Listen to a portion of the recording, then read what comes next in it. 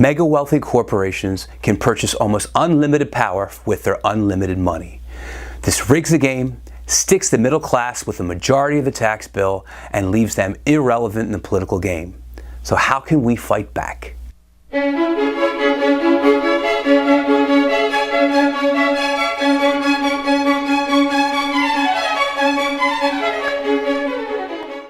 Welcome to PA Voter Information Network. This is Larry DeMarco, your host. Do you watch my YouTube channel but haven't subscribed yet? Why not now? It's easy and free. Just click the red button and the bell right beside it, and you will be notified of all new content. This is part 5 of a 5-part series. In part 1, we discussed how the Powell Manifesto caused billionaire corporations to seize political power. Part 2, we discussed examples of billionaire corporations benefiting from corporate welfare. Part 3, we saw how monopolies further empower mega corporations. Part 4, we saw how lobbyists enable the wealthy to seize political power. In this episode, we will discuss how to fix America's corrupt political system. America's political system is corrupt. Researchers at Princeton University looked at more than 20 years worth of data to answer a pretty simple question. Does the government represent the people? Now, this is what they found. This axis here represents public support for any given idea. On the left at 0% are ideas that not a single American wants. On the right at 100% are ideas that everyone supports.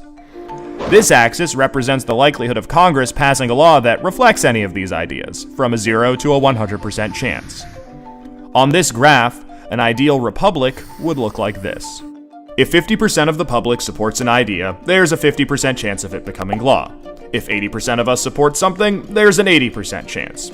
You get the idea. Now, most Americans would probably agree that, with a few exceptions, we should be as close to this ideal as possible. Unfortunately, the way America actually works doesn't even come close. Take an idea that nobody supports, literally nobody, and it has about a 30% chance of becoming federal law.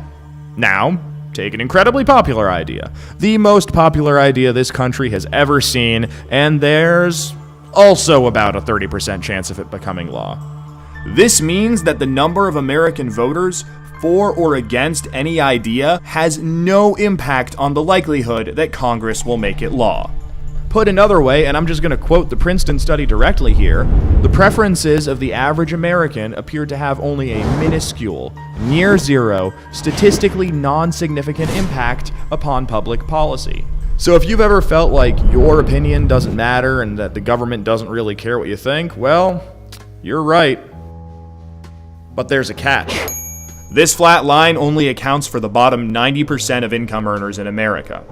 Economic elites, business interests, people who can afford lobbyists, they get their own line. Look at how much closer their line is to the ideal. When they want something, the government is much more likely to do it. And when they don't, they have the power to completely block it from happening, no matter how much the rest of the country supports it. They get what they want, and guess who ends up paying for it? We pay for it with the most expensive healthcare in the world. We pay for it with a tax code that's a complete mess. We pay for it with internet that's slower and more expensive, with wasteful spending, a floundering education system, a catastrophic drug war, and 1 in 5 American children born into poverty. Almost every major issue we face as a nation can be traced back to this graph. Well, I promised you solutions to fix it at the previous episode, and I have solutions. Our current congressmen and senators are raising millions and gazillions of dollars to stay in office, so they're not going to be the solution. We need a plan B. Here's another way. Lobbyists write our laws, politicians are bought, and corruption is infecting every issue that's close to our hearts. But what's even crazier is that we've all convinced ourselves that there's nothing we can do about it. And that is one of the biggest and most dangerous lies in American politics. The problem isn't that corrupt politicians are breaking the law. The problem is that we don't even have laws for them to break. Right now, corruption is legal in America, and that is something we can fix. Here's exactly how we do it. Right now, it's perfectly legal for special interests to hand huge checks to the members of Congress who regulate them. It's perfectly legal for those same members of Congress to pass laws to help out lobbyists who offer them a cushy job when they leave office. And that's just the tip of the iceberg. From million-dollar bundlers to the threat of a super PAC smear campaign, there are literally dozens of perfectly legal ways to buy a public official. But that makes the solution pretty obvious. Make corruption illegal. All of it. And that is where the American Anti-Corruption Act comes in. It introduces a strict set of ethical standards, so if you're an elected official on, say, the Senate Banking Committee, you can't take donations from banking lobbyists. It mandates full transparency, so the American people know exactly who's trying to buy our elected officials. It changes how elections are funded, so clean candidates can win without selling out to special interests. And it does all of this while protecting the people's right to free speech. That's because the act was written by top constitutional scholars, conservative and liberal alike, to stand up to the toughest scrutiny. You can read the full text of the act at anticorruptionact.org. And speaking of the Constitution, let's talk about a little Supreme Court ruling called Citizens United. Here's the thing. While a constitutional amendment to overturn Citizens United would help clamp down on those shady groups with names like Americans for Freedom and Jobs and More Freedom, it wouldn't fix any of the problems we talked about before. You could pass that amendment tomorrow and the bribery, the extortion, the conflicts of interest, all of it would still be legal.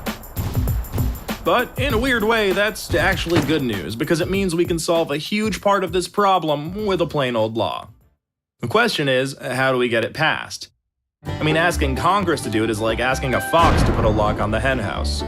The greasy, dirty, disgusting fox. And also, the fox is a congressman and not a fox at all. Look, my point is, we can go around Congress using a little something called the ballot initiative process. It lets citizens pass laws ourselves, no politicians required. All we have to do is gather enough signatures, put anti-corruption acts up to a simple public vote, and we can start fixing the corrupt system right at home. Here's our plan, in 5 steps.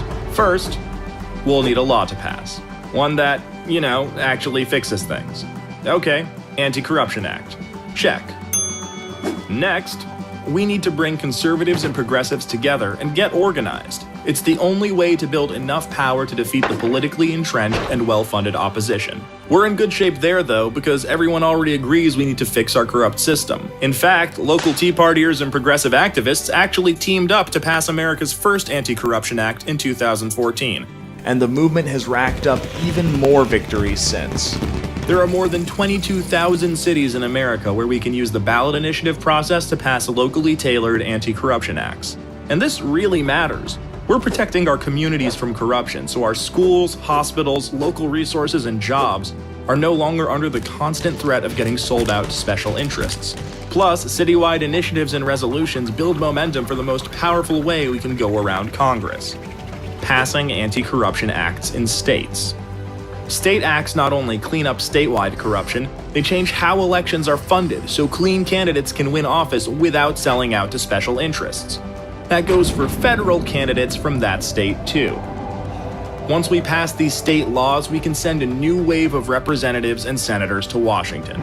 State by state, we can fill Congress with leaders who got elected under the rules of our new anti-corruption acts, replacing entrenched politicians with new blood.